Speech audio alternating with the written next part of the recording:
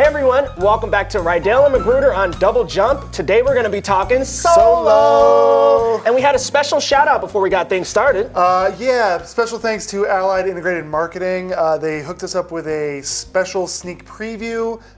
Super enjoyable. I mean, they're the best. Yeah, thank you guys so much for allowing these opportunities for us to see these movies early. Yeah, if you get a chance, check them out, hit them up. They're awesome, they're everywhere. Yeah, get at them. Anyway, let's dive right into Solo, man. So just overall thoughts. What do you think? All right, so you know, I went into it. There was a lot of I want to say buzz, but it wasn't all positive. Like the hype behind this, which I thought was going to be huge. A couple of years ago when they announced it, it was everywhere. Yeah, the hype had kind of gotten mixed a little bit.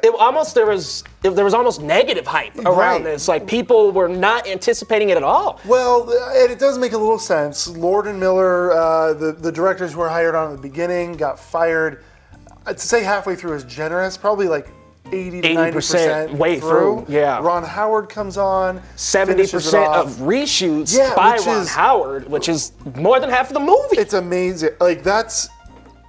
Props to Lucasfilm and Kathleen Kennedy for actually committing to. They did this with Rogue One as well. So, I mean, they put the money where their mouth is. Absolutely. And said, we are going to do reshoots. So the negative buzz is perhaps warranted coming into it. Now, that being said, once I actually saw this movie, guys, it's a great heist movie. It really is. I mean, it's a great space western type. It's so much fun. It flows so cohesively. Yes. You've got great characters, the return of great characters, but played by fresh actors. Yeah, and really fresh. I mean, you talk about Lando and you talk about Donald Glover, who's having a moment.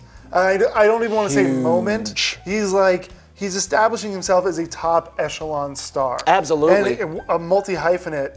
He's got my music industry, movie industry, I'm putting it right now. Directing. I mean, he got Emmy, Grammy, Oscar, Tony. He'll get them all, man. He's gonna get them. Yeah, I'm just saying. Anyway, he deserves a nomination for this movie at least. Him and Alden Ehrenreich did amazingly. I gotta say, it was nice. It wasn't derivative. Yeah. At first, Donald Glover nailed Billy D. Williams' voice, especially at the beginning, and the mannerism, the swag.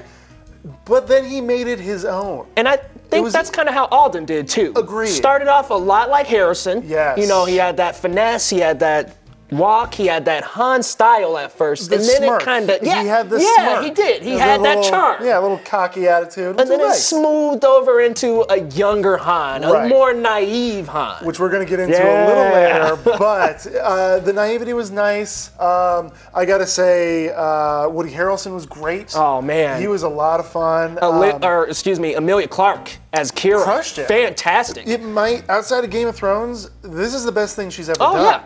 And I don't just mean like, oh, it's the coolest movie. Like, she actually brought a lot of emotional gravity and played a great love interest. And she brings a great acting talent to this movie. Agreed. In that you can disassociate her with Daenerys Targaryen. Yeah. It's not like she's on screen. It's like, oh, well, there's Daenerys. Yeah, you know, it's like, Dany. oh, wow, this is Kira. Spoiler warning, spoiler warning.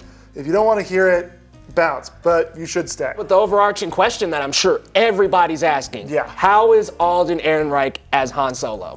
You know what? It's good. I don't want to say he's great or transcendent because it's just one movie. Yeah. Harrison. It's easy to associate them with each other. Harrison had 5 solid movies. Oh no, I'm sorry, 4. Ooh. Yeah, we had 4, 5, 6, and 7. Yeah, so we had 4 solid movies to really cement that character, that attitude, that swag. Alden's well on his way. I gotta say, if you go New Hope Han Solo compared to just Solo, Alden might. He's right there. Yeah, he's almost there, man. It's like if you think of Han before Episode 4, Alden Ehrenreich gets it completely right. That's true. I mean, it's like he's learning. Right. He's not quite the scoundrel that we're used to seeing in 4, 5, and 6. Yeah. Out of a 10, what do you think? The more I started at like a 7, 7.5. I'm moving it up. Not a huge amount, but it's an 8. I think it's an 8. See? It's a B movie.